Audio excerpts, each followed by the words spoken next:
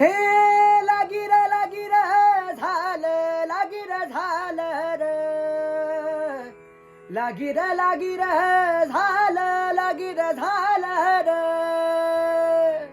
हे झपाटल पिरतीन जीवनाई थाऱ्याला लपेटून घेतल र पतंगान दोऱ्याला नजरल गेला तडा लागला जिवारी खडा नजरल गेला तडा लागला जिवारी खडा उतू उतू गेला जिना